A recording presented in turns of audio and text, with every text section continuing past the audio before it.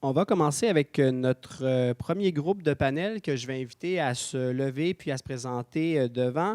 Alors, on a Marie-Ève Théberge, conseillère au développement social à la Ville de Granby, Karine Lucier, directrice du groupe Action Solutions Pauvreté, le GASP, Mathieu Charland-Fauché, organisateur communautaire du CIUS de l'Estrichus. Et malheureusement, aujourd'hui, on devait avoir la présence de Caroline Leblanc, qui est candidate au doctorat en santé communautaire de l'Université de Sherbrooke. Mais malheureusement, COVID oblige, elle sera absente aujourd'hui. Et simplement pour vous dire, j'ai la grande chance, privilège de connaître les panélistes. Alors, je vais les nommer par leur prénom. Je vais leur nommer par prénom. Je ne ferai pas de Madame Théberge, qui est de toute façon mon employée, là. Alors, je te laisserai commencer, Marie-Ève. Donc, bonjour, bienvenue à tous. C'est vraiment gratifiant de voir que tout le monde est là aujourd'hui. Comme Mme Bourdon le disait tantôt, ce n'est pas un phénomène qui est en nouveau à Granby, mais l'ampleur est nouvelle. Donc, je vais commencer par peut-être me présenter. Marie-Ève Théberge, conseillère au développement social à la Ville depuis cet été. Par contre, dans mon ancienne vie, j'ai été employée de l'Auberge sous mon toit pendant 17 ans. L'Auberge sous mon toit, c'est un centre d'hébergement pour les hommes en difficulté, dont j'ai été 7 ans à la direction générale. Donc, quand même, l'itinérance, ça me connaît quand même un petit peu. Comme je disais, là, l'itinérance a explosé. Puis ce n'est pas un phénomène unique à Granby, comme Mme Bourdon l'a expliqué. Je vais parler dans ma présentation du dénombrement. Pour ceux qui ne savent pas c'est quoi le dénombrement, c'est un sondage qui a été effectué en 2018 et en 2022 auprès de la clientèle itinérante visible. Donc, dans un moment précis dans l'année, au mois d'octobre, auprès des gens qui étaient dans la rue ou dans les ressources d'hébergement. Donc, je vais parler du dénombrement. Les résultats sont sortis cet été, qui démontraient qu'en Estrie, les 3 grandes villes en Estrie qui ont été sondées, c'est Granby, Sherbrooke et Cowansville. C'est une hausse de 51 % de l'itinérance visible en Estrie. C'est sûr que quand on se compare, des fois, on peut se consoler. À Gatineau, c'est 268 %. Donc, on se dit à 51 %, c'est quand même encore moins pire. Il y a 3 catégories de personnes en situation d'itinérance. Il y a d'abord les personnes en situation d'itinérance visible, donc ceux qu'on voit dans nos rues, ceux qu'on croise, que ce soit de façon permanente ou temporaire. Ici, à Granby, ce qu'on peut réussir à calculer, c'est environ entre 50 et 60 personnes en situation d'itinérance visible. Au niveau de l'itinérance invisible, ça, c'est des personnes qui n'ont pas de logement permanent, donc qui se promènent d'endroit en endroit, que ce soit vivre dans leur auto, dans des motels, dans les ressources d'hébergement, chez des amis, chez des parents. Donc, pour ça, c'est difficile d'avoir un chiffre parce que c'est justement invisible. Par contre, dans la littérature au niveau de l'itinérance, ce qui est rapporté, c'est que ça peut être de 2 à 3 fois plus que l'itinérance visible. Donc, si on fait un chiffre ici à Granby, ça serait entre 100 et 150 personnes qui seraient en situation d'itinérance invisible. Puis finalement, il y a les personnes en situation de vulnérabilité, qui, eux, c'est des personnes qui vivent des enjeux de précarité, qui sont à risque d'itinérance. Donc, ça aussi, ici, à Granby, sont plus centrés là, au niveau du centre-ville. Si on regarde les statistiques, c'est quand même 1 personne sur 4 au centre-ville qui vit avec l'aide de dernier recours. Donc, c'est quand même une grande majorité. Les données que je vous donne aujourd'hui proviennent des acteurs du milieu, que ce soit de l'intervenant en médiation sociale, la policière socio-communautaire qui était sur place ou les organismes communautaires. Donc, à Granby, ici, la moyenne de l'âge des personnes qui sont en situation d'itinérance serait entre 25 et 50 ans. Par contre, on remarque cet été qu'il y a eu une hausse des personnes plus âgés qui se retrouvaient en situation d'itinérance. J'ai en tête un monsieur de 76 ans qui dormait à la rue. On remarque aussi que la majorité sont des hommes, mais qu'il y a une hausse accrue des femmes en situation d'itinérance, dont certaines femmes enceintes aussi là, qui se retrouvent à la rue. La question qui nous a été beaucoup demandée cet été, c'est est-ce que, compte tenu que les lieux de tolérance ont été beaucoup médiatisés, est-ce que ça incitait les gens des autres villes à venir ici à Granby? En fait, pour avoir sondé la majorité, sinon la totalité des personnes sur les campements, c'est en majorité des personnes de Granby ou des villes en périphérie. On parle ici de Waterloo, Cowansville. L'interprétation qu'on peut en faire, c'est compte tenu qu'on a un centre hospitalier qui est quand même central, bien, les gens qui venaient faire un séjour au centre hospitalier puis qui sortaient puis qui n'avaient pas d'endroit allaient là, sur les lieux de tolérance. C'est aussi, comme Mme Bourdon l'a nommé tantôt, c'est aussi la clientèle qui se retrouve sur les lieux de tolérance, beaucoup une clientèle toxicomane avec une comorbidité là, au niveau de la santé mentale. Donc, c'est souvent des personnes qui sont non seulement marginalisées par la société, mais qui sont souvent, là, j'ai blacklist, là, sur la liste noire des organismes qui sont présents sur le territoire. Fait que, ils n'ont pas accès à ces services-là. Donc, c'est pour ça qu'ils allaient dans les campements. Tantôt, je vous ai parlé de l'intervenant en médiation sociale. C'est quoi cette bébite-là? Dans le fond, c'est un employé municipal qui a été embauché pour aller sur les lieux de tolérance, entre autres, pour travailler les enjeux de cohabitation sociale entre les personnes en situation d'itinérance et la population générale, que ce soit monsieur, madame, tout le monde, les commerçants, le voisinage aussi, des lieux de tolérance. Ici, je regarde, là, on a Patrick qui est ici de SOS Dépannage qui a vécu directement les contre-coups compte tenu que c'était sur le terrain juste en arrière. Fait à quoi a servi cette embauche-là de cette personne-là?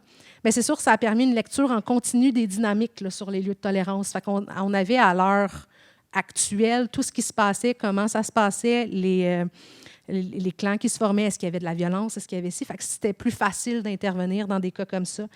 Ça a été une personne aussi qui a été une oreille attentive pour ces personnes-là, qui ont créé des liens de confiance avec eux.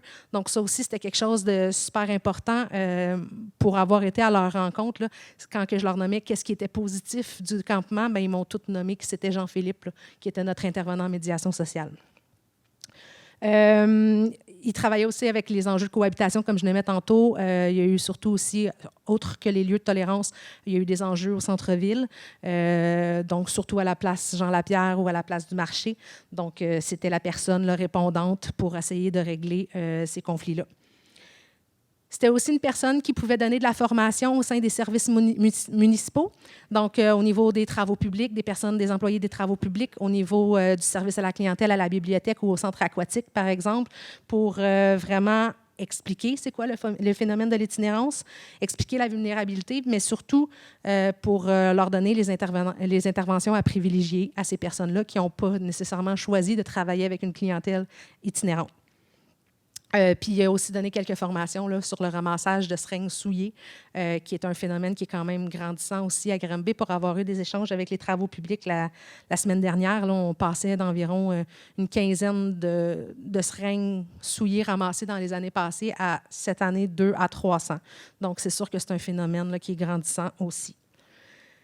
Je vous ai aussi parlé de la policière socio-communautaire tantôt. Qu'est-ce que c'est ça aussi? C'est, dans le fond, fait partie de l'équipe UNIR, un budget moitié ville, moitié ministère de la Sécurité publique.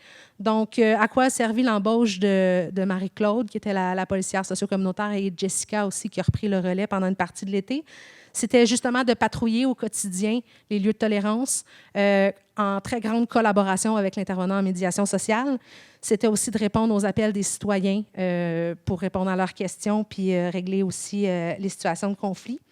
Le but de cette équipe-là, c'est vraiment de créer des liens avec les gens, de comprendre leurs besoins, mais surtout leurs réalités, puis de voir comment de l'aide peut leur être apportée en partenariat avec vous, les organismes, le milieu, le CIUS, pour éviter la judiciarisation. C'est prouvé là, que la judiciarisation de ces personnes-là, ce n'est pas quelque chose qui est souhaitable, ce n'est pas quelque chose qui est souhaité, ce n'est pas quelque chose qui facilite le travail avec eux, mais c'est surtout de placer l'humain au cœur des interventions.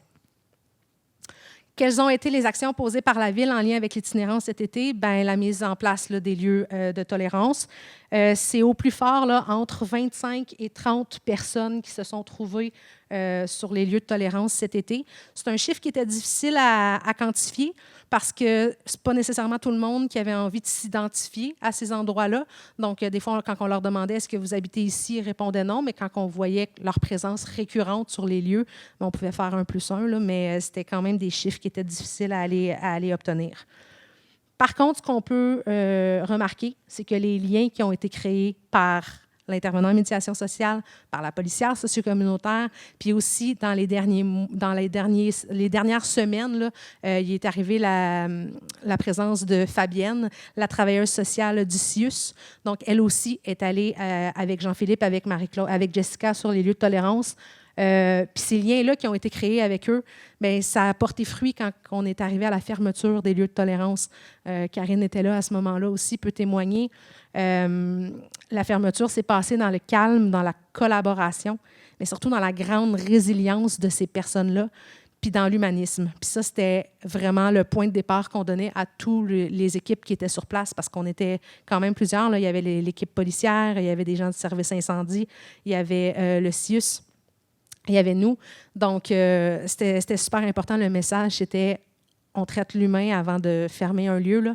On l'écoute, on l'accompagne, puis ça prendra le temps que ça prendra.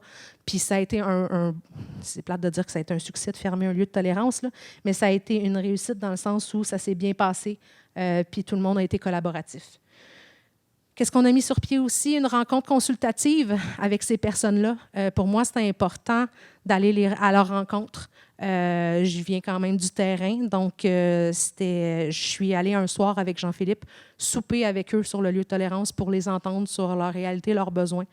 C'était important, puis c'est là qu'ils nous ont dit que Jean-Philippe était important pour eux.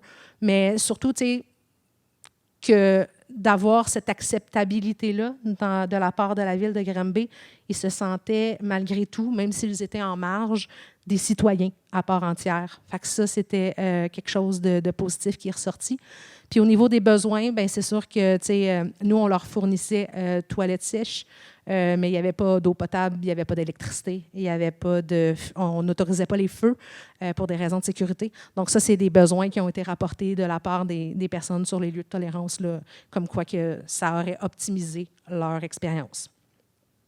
Il y a eu aussi la visite quotidienne des services incendies sur les lieux pour vérifier la sécurité, voir que tout était conforme. En ce sens-là, c'est 31 fois que les pompiers se sont déplacés sur les lieux de tolérance pour aller éteindre des feux non conformes. Il y a eu aussi l'implantation d'un comité interne en itinérance. Donc, comme je vous ai nommé tantôt, toutes les personnes qui étaient à la fermeture des lieux de tolérance, on se rencontrait une fois par semaine. On se rencontre encore une fois par semaine pour voir comment ça s'est passé la semaine dernière en itinérance, qu'est-ce qu'on a à mettre en place dans les semaines à venir en itinérance. Fait que c'est vraiment un comité opérationnel qui sert à prendre les décisions sur le terrain, puis à voir comment ça va, puis à avoir une lecture continue. Puis ça, c'est important de les avoir, même si on n'a plus de lieu de tolérance, parce qu'on le sait qu'il y a des campements qui s'érigent quand même. On a quand même des plaintes des citoyens. Donc, ce comité-là sert à avoir à toute cette vision-là.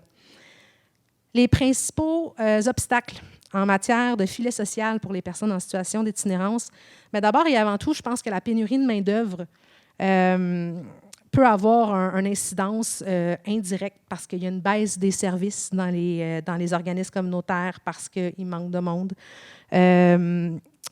Les mouvements aussi au sein des employés, ça peut avoir un effet direct sur les personnes parce que ces personnes-là, c'est déjà des personnes qui ont de la misère à faire confiance. Puis quand ils se créent un lien avec un intervenant puis que l'intervenant quitte, bien, c'est un autre sentiment d'abandon qu'ils vivent. La précarité financière de plusieurs des organismes communautaires sur le terrain, ce qui fait en sorte qu'ils ne sont pas à pleine capacité ou à plein potentiel des services qu'ils peuvent offrir. Il y a aussi les enjeux d'acceptabilité sociale et de cohabitation sociale, le phénomène du pas dans ma cour, qui est un enjeu. Puis un autre des grands enjeux, c'est le manque d'accès à des logements sociaux. Présentement, ici à Granby, c'est entre 300 et 400 personnes qui sont sur la liste d'attente de l'Office d'habitation pour avoir un logement social. Donc, en ce sens-là, dans le dénombrement que je vous ai parlé au début, il y a une question qui avait été adressée spécifiquement à l'Estrie, aux personnes itinérantes de l'Estrie, qui se disaient « Qu'est-ce qui pourrait vous venir le plus en aide? » Puis à ces réponses-là, 25% des participants, donc une personne sur 4 a répondu de trouver et garder un logement. 15 personnes ont répondu d'avoir accès à un logement abordable. 12% d'avoir accès à un logement supervisé. Donc, c'est plus que la moitié des personnes qui nomment que le logement est un problème pour eux dans leur réinsertion. Donc, c'est sûr qu'on est vraiment forcé de constater que le phénomène là, de pénurie de logement a un impact direct sur la réinsertion sociale de ces personnes-là. Voilà, j'espère que ces données-là vous donneront un portrait, là, un meilleur portrait pour vos discussions tout au long de la journée. Merci.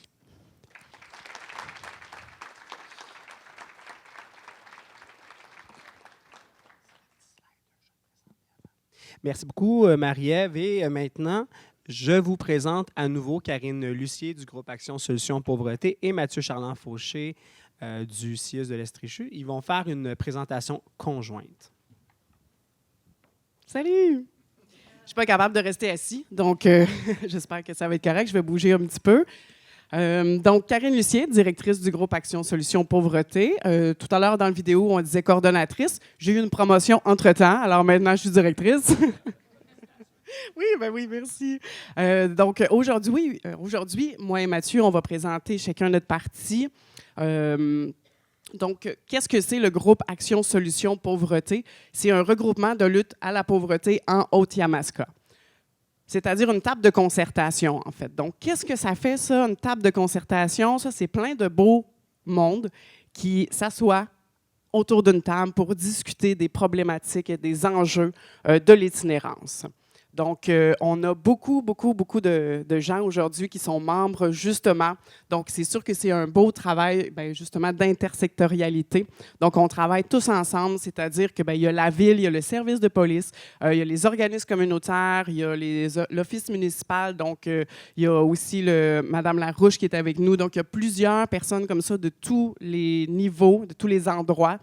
Ce qui fait que pour nous, ben, c'est comme ça qu'on peut travailler ensemble et réussir à avoir des résultats parce que, ouais, pour les photos, c'est fatigant, mais j'arrête pas de bouger. Hein?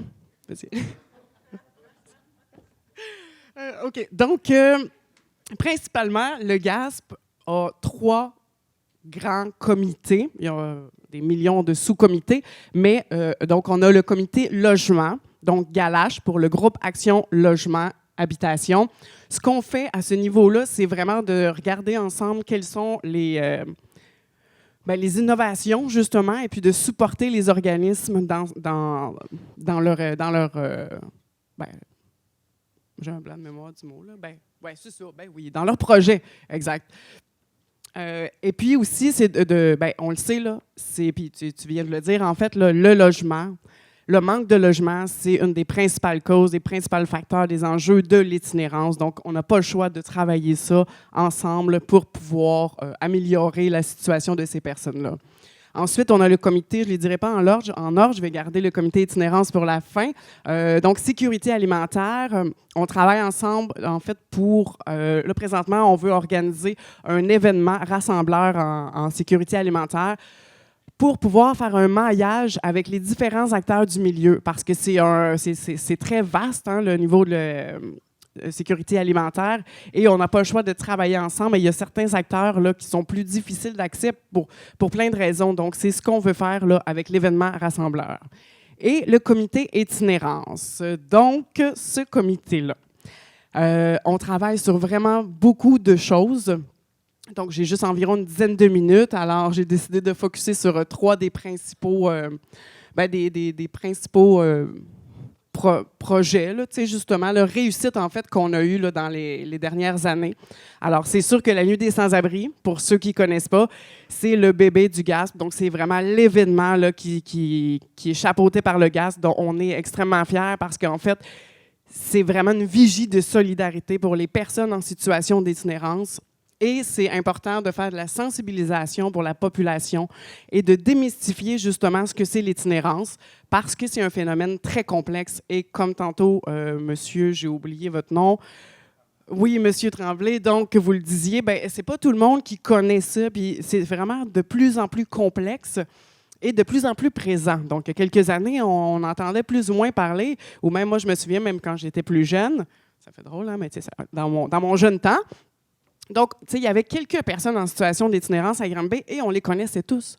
on savait qui était et qui se tenait dans quel coin. Mais aujourd'hui, c'est plus ça du tout la réalité. Donc, on n'a pas le choix de s'adapter. Alors, au niveau du comité itinérance, ben, c'est ça qu'on fait. On travaille, on regarde c'est quoi les enjeux du milieu. C'est quoi les enjeux des organismes communautaires. Qu'est-ce qu'on peut faire justement ensemble pour travailler sur ça. Il y a les haltes chaleur aussi qui sont très, très, très, très importantes. Donc, cette année, ben, l'année passée aussi, c'était comme ça, se sont divisés parmi 3 organismes communautaires. Donc, on a essayé cette formule-là. Jusqu'à maintenant, ça fonctionne quand même assez bien. Pour les haltes chaleur, en fait, présentement, on a un énorme trou de service et c'est important de le mentionner parce que les gens vont là pour briser l'isolement, mais pour se réchauffer aussi. Donc, nous, on est capable d'offrir du mois de novembre jusqu'au mois de mars environ, mais ce n'est pas la nuit non plus. Donc, la nuit, on n'a pas d'hébergement, excusez, on n'a pas de halte chaleur de nuit. Donc, ça, c'est un gros enjeu ici. Et nos voisins à côté, Cowansville et Farnham, en ont une. Donc là, on travaille en collaboration avec eux pour voir comment nous, on peut faire ça ici. Donc, c'est ça l'importance de la collaboration, c'est de voir qu'est-ce qui se fait ailleurs pour regarder ensemble comment on peut l'appliquer ici, parce que nos réalités sont tous différentes. Donc, les haltes chaleur, bien, présentement, c'est sûr qu'on en a juste, on dit chaleur, mais nous, ce qu'on travaille, puis au niveau national aussi, là, je regarde mes collègues du Réseau Solidarité Itinérance Québec, puisque je suis sur le CA maintenant, donc on travaille fort ensemble là-dessus pour qu'il y ait des haltes répit plutôt, donc des haltes à l'année. Parce que oui, à moins 20, on a besoin, puis ça peut être dangereux, mais vous savez que l'été, à plus 30 et plus 40, là, c'est tout aussi dangereux, si ce n'est pas plus, d'avoir en fait des problématiques de santé reliées à ça. Donc, on en veut toute l'année. On me dit qu'il me reste 5 minutes. En masse, oh, j'ai le temps. Le projet S'unir pour grandir, que je ne savais pas, je n'étais pas certaine qu'on présentait. Donc, voilà, ça l'explique bien.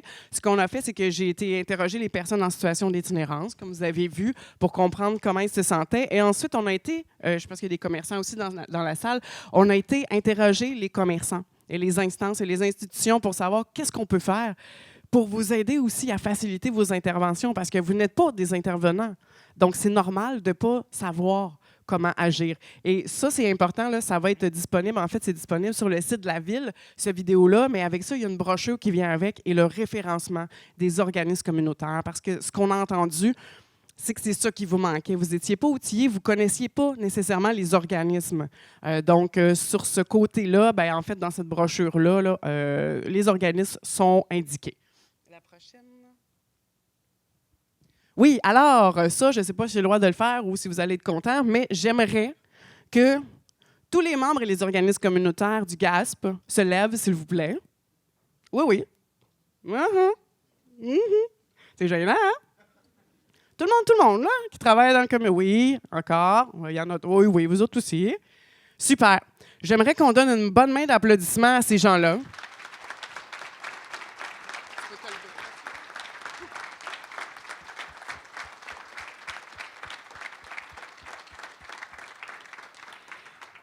Merci tellement à vous, les organismes communautaires.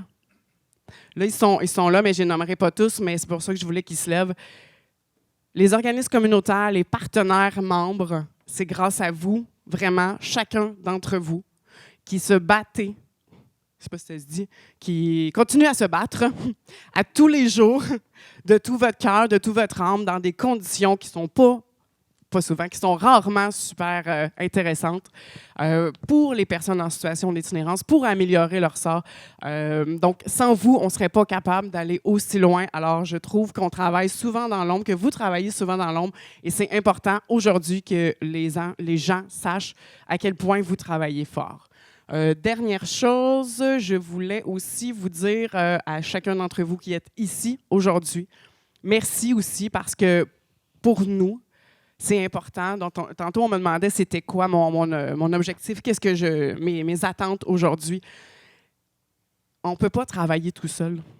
C'est trop complexe, l'itinérance. C'est vraiment trop grand. Donc, on a besoin de travailler tous ensemble si on veut faire une différence. Et aujourd'hui, ce que je m'attends et ce que je trouve qui serait super important, c'est qu'on soit là, à l'écoute les uns des autres, dans le respect, vraiment. Parce que c'est un sujet qui n'est pas évident et qui vient heurter nos valeurs et qui est très sensible.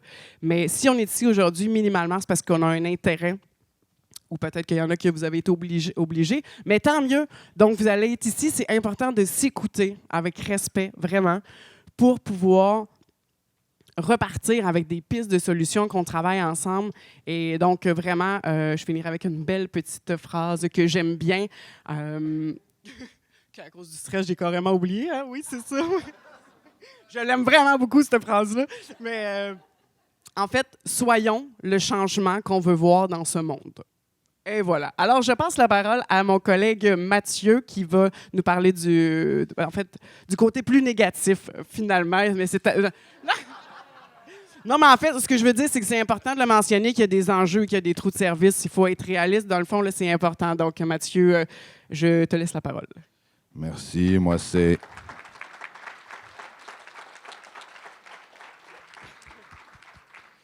Mathieu. Je suis quelqu'un de très négatif.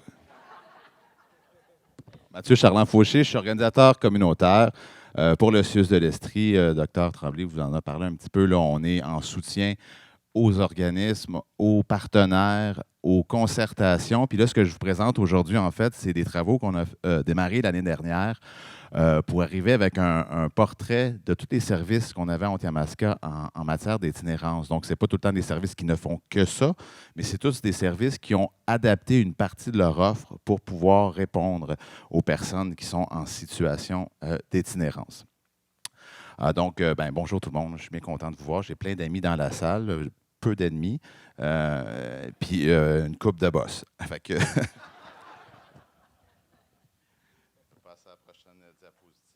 ce document-là n'est pas encore disponible. Fait que c'est un teaser. Là, le forum est arrivé un petit peu trop vite, mais normalement, au début de l'année prochaine, au premier trimestre, là, ça va être publié. Donc, rapidement, donc, les services en itinérance, ce n'est pas que les refuges et la soupe populaire. Bon, je pense que la plupart du monde ici le savent, mais on est là aussi pour donner une base là, aux discussions de la journée. Donc, c'est important. Là, j'aime bien représenter un escalier là, pour montrer tout l'éventail des services et des ressources qui sont nécessaires là, pour amener quelqu'un à pouvoir sortir de la rue et aussi pour éviter de tomber dans la rue ou de s'y retrouver. Donc, souvent, on parle, ça dépend des situations des personnes. Là, mais mettons qu'on est au bas, on est plus en situation de désaffiliation, d'exclusion. Dans le milieu, on a tous les services transition, maintien, et tout en haut, l'inclusion socio-économique, là, qui sont souvent des services en lien avec l'éducation et l'employabilité, par exemple. Est-ce que vous m'entendez bien? Le micro, oui, d'accord. Bon, parfait. Prochaine diapositive, j'ai trop d'affaires dans la main, désolé. Non, c'est correct, je vais m'arranger. C'est bon. Je ne devrais pas te communiquer ma négativité. Un répertoire des ressources, ce n'est pas seulement des ressources qui sont juxtaposées, c'est aussi des approches et des logiques. Puis il y a deux logiques qui sont très importantes dans la lutte ou la prévention de l'itinérance, c'est l'accompagnement et la prévention. Donc, comment on monte l'escalier puis comment on évite de le débouler. Donc, ça va être très important de se rappeler de ça. On a beau avoir des services avec des personnes qui sont désaffiliées, qui n'ont souvent pas tous les outils pour aller les chercher et accéder à ces services-là. L'accompagnement n'est pas un luxe, c'est complètement essentiel. Donc, il y a plusieurs personnes là, qui le comprennent de plus en plus. Granby, l'itinérance, ça ne fait pas 60 ans. Là. On est tout en train d'adapter nos services pour ajouter davantage de ce type d'accompagnement-là. C'est important aussi, en tant que groupe, qu'on réfléchisse aux aspects préventifs. Donc, on va avoir des gens qui, dans nos services, peut-être ne seront pas prêts à les recevoir parce qu'ils vivent des situations particulières, mais bon, on peut les réorienter vers les bons services pour éviter qu'ils tombent tout en bas pour les laisser dans la rue. Donc, c'est important d'avoir un aspect préventif dans nos réflexions aussi. C'est très en surface, là, mais le document est beaucoup plus complet, la réflexion est plus complète, mais c'est vraiment parce qu'on m'a donné 10 minutes, fait que ça va être assez bref, assez court. Quand on considère les ressources qu'on a dans le milieu aussi, il faut aller voir aussi ce que les gens disent avoir besoin. On a eu quelques personnes là, qui sont rentrées en contact, Jean-Philippe, Karine, qui sont allées voir les gens, demander ce qu'ils avaient de besoin. Il y a aussi d'autres études d'autres qui ont été faites ailleurs au Québec, puis notamment dans les Laurentides, qui ont fait le tour de toutes les municipalités. Ça ressemble un peu au canton de l'Est en termes de démographie et situation économique, là. Et eux, ce qu'ils se sont rendus compte, c'est que d'une municipalité à l'autre, les gens qui vivaient en situation ou à risque d'itinérance avaient à peu près les mêmes besoins. Fait qu'on s'est permis, puis ça a été fait en 2022, on s'est permis de les emprunter pour aujourd'hui. Puis là, en plus, on n'aura pas Caroline avec nous, qui était un peu pour porter la voix des itinérants. Donc, je vous nomme ces besoins-là parce que c'est des choses qui sont à ne pas oublier là, quand on pense à notre réponse là, à ces enjeux-là. Donc, les besoins de base, évidemment, hygiène, nourriture, vêtements, les haltes répit, un endroit sécuritaire pour se poser. C'est quand on n'a pas d'endroit dans la vie, ben pensez-là, si vous n'avez pas de maison, pas de bureau, pas de van, pas rien, ben ça vous prend un endroit à un moment donné pour vous poser. Logement, évidemment, le transport, je vais assez vite. Là. Service santé, le mot-clé ici, c'est aide. Aide pour service du gouvernement. Je parlais d'accompagnement tout à l'heure. C'est deux super bons exemples où souvent on a besoin d'accompagnement là, pour s'y repérer. Là. Moi, j'ai une maîtrise, là, puis des fois, j'ai beaucoup de difficultés à me repérer avec les services gouvernementaux. Donc, j'imagine pas les gens qui n'ont pas le même parcours, les mêmes outils. Les deux plus importants, en fait, qui ne paraissent pas tout le temps, puis qu'on oublie, qu'on peut oublier, c'est le besoin en lien avec l'identité et la dignité des personnes. Donc, c'est des... Oui, 5 minutes. C'est pas une question. Marc-André, d'accord, c'est bon. Donc, et briser l'isolement. Donc, deux aspects super importants qui sont régulièrement nommés. Donc, c'est pour nous rappeler qu'on a affaire aussi à des êtres humains, pas à nécessairement des usagers ou des gens qui sont des demandeurs de services. Donc, être reconnu, avoir des projets de vie, avoir une estime de soi, voilà, et rencontrer des gens aussi. On a fait un répertoire. Le portrait des services n'est pas encore disponible, mais il y a une partie de ça qui est un répertoire qui a été sorti. Là, on a pu diffuser ça en octobre dans le cadre du lancement de la stratégie hivernale là, pour l'itinérance. Donc, je ne sais pas si c'est sur le site de la ville encore, mais ça va y être. Hein, ce ne sera pas compliqué, Marc-André, là, si tu veux le mettre. Là.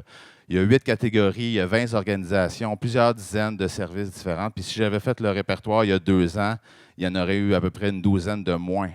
On réagit vite.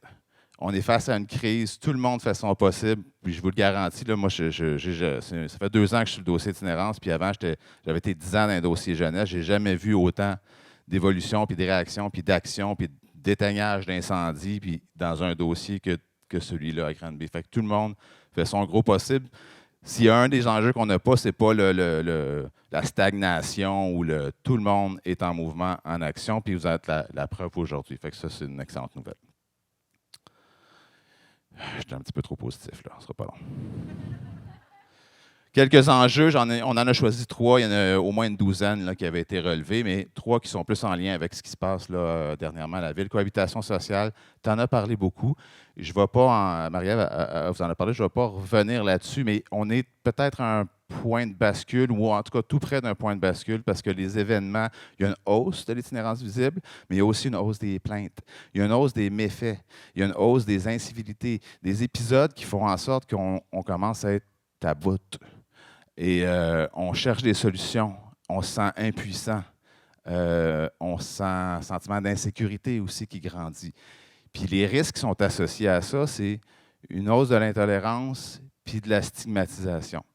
Puis ça, la stigmatisation, ça ne nous aide pas. Parce que là, la stigmatisation, c'est le jour où moi, j'arrête d'être Mathieu, pour vous, puis je deviens un débile ou un itinérant ou je deviens une étiquette. Puis après ça, tout le monde qui porte la même étiquette que moi, ben, elle est exclue davantage, puis elle est rejetée. Puis plus on est dans le bas de l'échelle, plus on est exclu, plus c'est compliqué de remonter, plus ça demande d'énergie. Donc, on ne veut pas créer davantage d'exclusion avec la stigmatisation. Il y en a déjà assez de toutes les autres manières. On ne veut pas en rajouter une couche supplémentaire.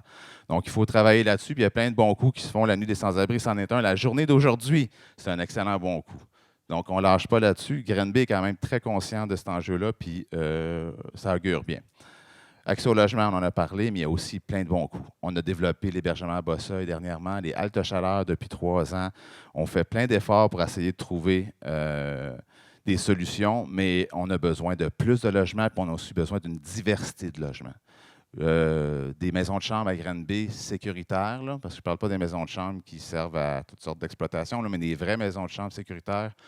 Ça serait bien des appartements supervisés, spécialisés, santé mentale, femmes, jeunes. Pour les personnes âgées, on a besoin d'appartements supervisés aussi.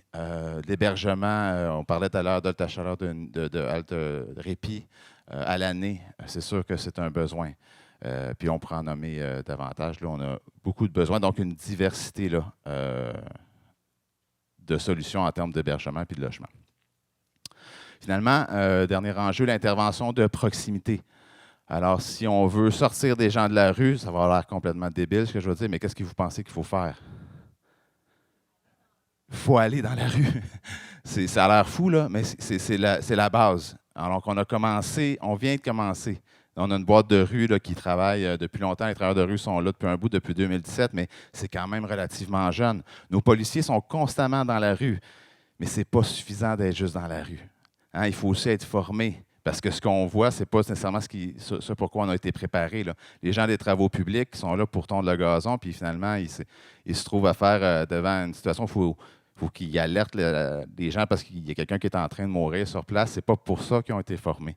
C'est ramasser les seringues, etc. Donc, c'est pas juste d'être dans la rue, mais aussi d'être formé pour l'être. Puis les organismes, souvent, ou même les institutions, on est habitué d'attendre à l'intérieur de nos murs, puis d'offrir les services. Puis c'est ça notre mission. Fait que c'est bien correct qu'on fasse ça, ce n'est pas un reproche. Mais comme communauté, il va falloir qu'on ait des gens qui aillent dans la rue. On va tous en bénéficier, même si... il va falloir qu'on trouve une solution. On en a quelques-unes. Le médiateur social, Jean-Philippe, il a fait un travail extraordinaire. Les travailleurs de rue sont là aussi. L'équipe se consolide de plus en plus. Au CIUS, on a une intervenante, Fabienne, qui a été nommée. Donc, on est en train de déployer là, un travail social spécialisé en itinérance. Marc-Antoine Morin, qui me fait 1 minute. C'est toujours pas une question, hein? D'accord. OK, bien, de toute façon, j'achève, j'arrive à la conclusion. Fait que quelques enjeux, puis on a aussi un fonds de défis. Alors, c'est le bout négatif. Donc, il y a des crises au pluriel. Crise du logement. Il y a la crise des opioïdes. On n'en a pas parlé, mais ce qu'il y a dans la rue présentement, ça complique beaucoup la tâche. L'inflation, il y a eu la pandémie. En tout cas, on a beaucoup de facteurs extérieurs qui viennent nous compliquer la tâche. Le financement. Ce qu'il faut savoir, c'est que l'itinérance au Canada, ce n'est pas la faute des bailleurs de fonds ou du CIUS ou quoi que ce soit. Là, au Canada, la façon dont l'itinérance, la lutte à l'itinérance a été financée, tout l'argent est dirigé depuis 1999 vers les grands centres urbains. On n'est pas un grand centre urbain selon ce financement-là, puis on ne le sera pas encore pour les 2 prochaines années. Ils sont en réflexion là-dessus. Ça veut dire qu'on reçoit vraiment pas beaucoup d'argent depuis 25 ans pour la lutte à l'itinérance. Ça explique qu'aujourd'hui, nos organismes et nos services ne sont pas nécessairement prêts à faire face à la crise, okay, par rapport à d'autres centres urbains. Fait que c'est pas parce qu'on, je sais pas moi, on était paresseux ou quoi que ce soit, c'est que les ressources n'étaient pas là. Donc, je vous le donne, pas comme excuse, mais pour que vous compreniez. Là. Comment ça se fait qu'on n'est pas comme Sherbrooke, comment ça se fait qu'on n'est pas comme Montréal, bien, il y a des raisons très, très logiques à ça. Après ça, RH, on en a parlé beaucoup. C'est dur présentement de maintenir les services actuels, alors qu'il faudrait en développer des nouveaux, en ajouter pour faire face à la demande. Puis finalement, là, j'arrive à la 2 dernières slides. Ah, c'est moi. Ça. OK, t'en as pas d'homme. Oh, vous avez enlevé mes photos. Pour vrai. Ben oui, ils ne sont pas là. OK, bon, ben je vais la mimer.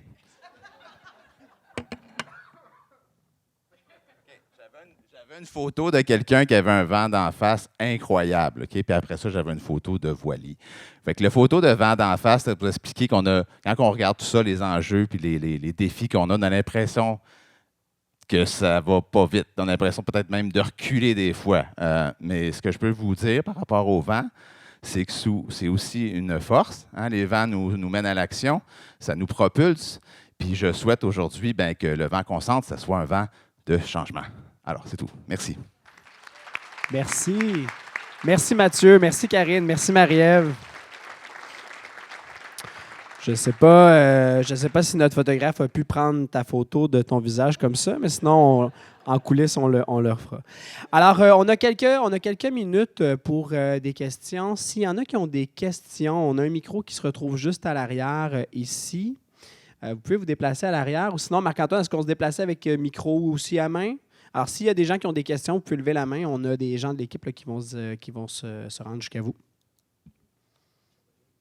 Tu as besoin d'un micro? Tu prends juste un micro qui est là? Peut-être en attendant que vous trouviez... Ah, est-ce que je vois des questions ici? Peut-être en attendant, je vais poser, moi, une question entre-temps. On parle de défis, Karine. Qu'est-ce que tu considères qui sont les défis dans la tenue d'une concertation comme le GASP, où on retrouve vraiment différents types d'organisations ou de partenaires? Éric, tu ne m'avais pas prévenu de cette question-là. Alors, je ne répondrai pas sans la présence de mon CA, excuse. Les défis, mon Dieu, j'ai combien de temps pour te répondre?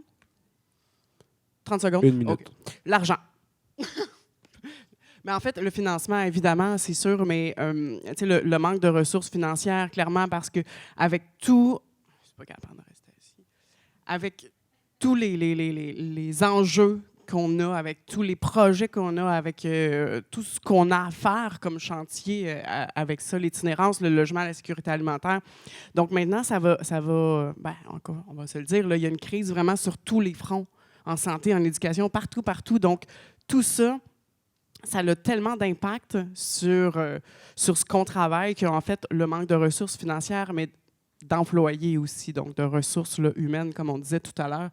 Fait que ça, c'est vraiment un des plus gros enjeux à ce niveau-là. Nouvellement, l'enjeu, justement, de la complexité de l'itinérance.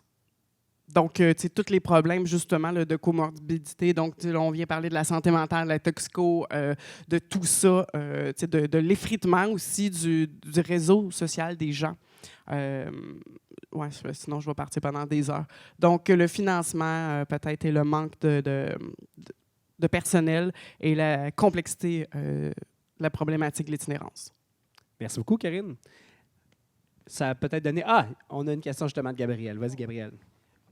Oui, ça va être facile. Oui, ma question est en lien avec les lieux de tolérance. Vous avez mentionné qu'il y avait comme différents mécanismes de suivi en lien avec des employés institutionnels et municipaux. Puis je me demandais quel genre d'entente ou de suivi qui était fait avec les travailleurs de proximité et les organismes communautaires, quel genre d'informations qui étaient transmises et comment?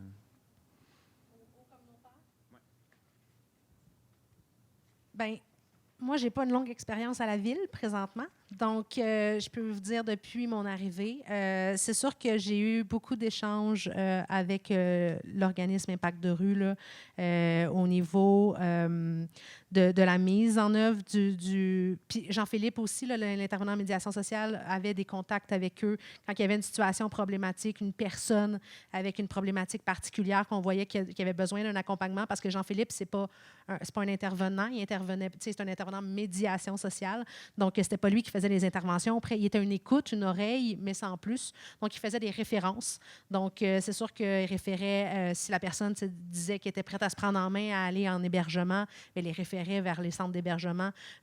Donc, il y avait des discussions avec Impact de rue quand la personne elle disait « j'aimerais ça voir quelqu'un, avoir un accompagnement ». Fait que ça, c'est sûr que c'était fait sur place. Puis, avec le CIUS maintenant, avec Fabienne, bien, il y avait des échanges aussi là, courriels ou téléphoniques avec Jean-Philippe pour voir où est-ce qu'il en était rendu. Est-ce qu'une personne avait nommé avoir un besoin? Donc, c'est vraiment Jean-Philippe qui était la personne pivot, voyait les besoins et voyait à réorienter vers les bonnes ressources. Est-ce que ça répond? Parfait. On a Nicolas au fond aussi. Oui, OK, ça marche. Nicolas Lupens, directeur général à la Corporation de développement communautaire. Vous avez effleuré tantôt, il y en a peut-être qui ont vu un article qu'on a lancé cette semaine, un petit peu en avant avant le forum. Ça a apparu dans Green Bay Express. En tout cas, je vous inviterai parce que c'est assez quand même... il y a un argumentaire là-dessus, mais vous avez effleuré la question du pas dans ma cour, puis dans les organismes communautaires, partout à travers la province, il y a une inquiétude qui monte, c'est la montée de l'intolérance. Fait que c'est d'un côté, on voit des actions qu'on veut être plus tolérants vers la ville, mais des fois, dans la cohabitation que ça implique, ça fait qu'il y a une montée aussi malheureusement un peu plus de l'irritation dans la population, des craintes, tout ça. Puis je voulais voir un petit peu de votre côté, tu sais, ce que ça a été effleuré tantôt, mais quels seraient les impacts pour vous de cette montée-là? Est-ce que vous avez pu observer quelque chose durant l'été avec ce qui a été monté dans les camps de tolérance? Est-ce que c'est quelque chose que vous avez vous-même noté ou c'est de notre côté dans les organismes qu'on le voit? Je parle à la ville, mais ça peut être aussi au GAS, mais je pense qu'à la ville, ce serait pertinent aussi de voir un peu qu'est-ce que vous avez vu avec l'intervention qui avait été faite, puis est-ce qu'il y a des impacts collatéraux, un peu comme nous autres, on peut noter dans ce niveau-là? Est-ce que c'est quelque chose qui est partagé ou pas? Mais c'est sûr qu'au niveau, ce que j'ai remarqué, moi, de mon côté, à la ville, c'est vraiment quand il y a un grand changement, ça crée un remous dans les premières semaines. Quand il y a eu l'instauration des lieux de tolérance, on a eu une bonne montée de plaintes pendant 2 semaines. Puis ensuite de ça, une fois que les bonnes interventions, comme Karine disait tantôt, on sensibilise la population, on les informe sur le phénomène, on informe c'est quoi les personnes en situation d'itinérance, on leur donne des outils pour bien intervenir. Puis là, ben, après ça, ça se calme. Fait que les plaintes, les gens apprennent à vivre avec. C'est pas toujours évident, en effet. C'est pas, mais ça sert à ça. Là, Jean-Philippe n'est plus là, pour ceux qui ne le savent pas. On parle de lui depuis tantôt, mais il n'est plus là, puis il sera remplacé.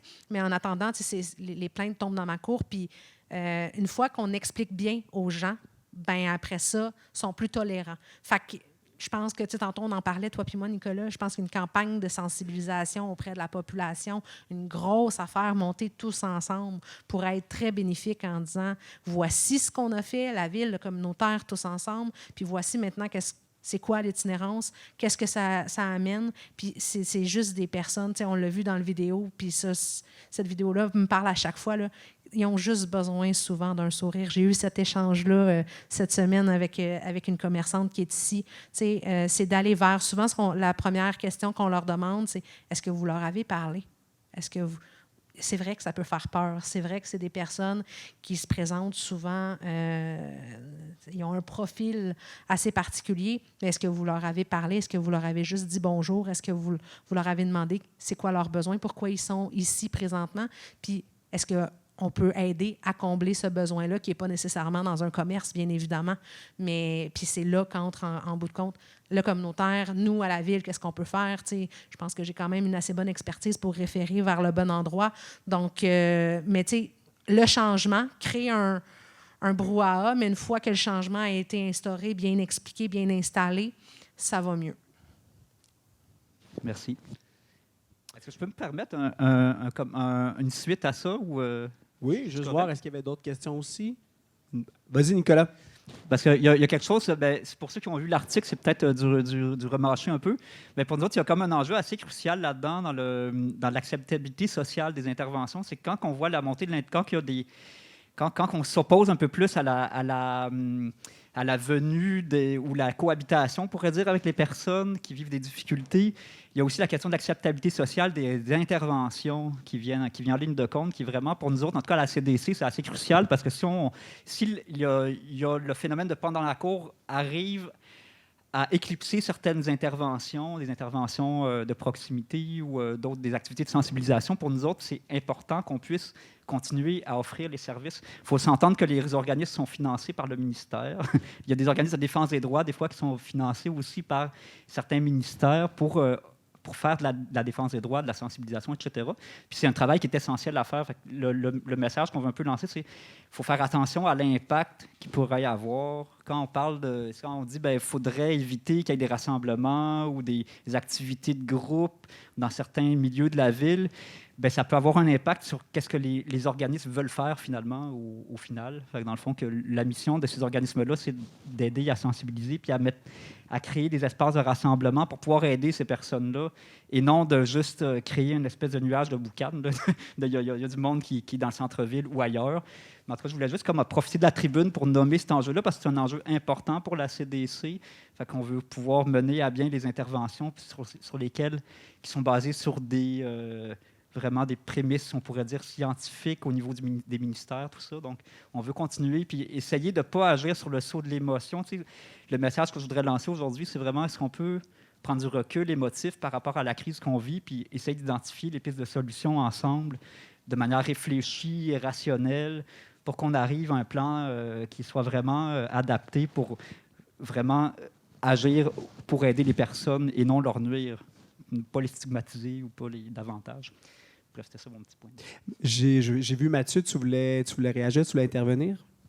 Ben oui, en fait, rapidement, là, c'est juste pour dire qu'effectivement, là, quand l'intolérance monte puis qu'on n'apporte pas un contre-discours, parce qu'elle va monter, là, c'est un peu comme les changements climatiques. Il ne faut pas s'attendre à ce qu'il y en ait zéro. Là. On va vivre avec, mais il faut travailler aussi pour favoriser la tolérance, la compréhension. Donc, je pense que la Ville a fait un très bon travail dans les dernières années.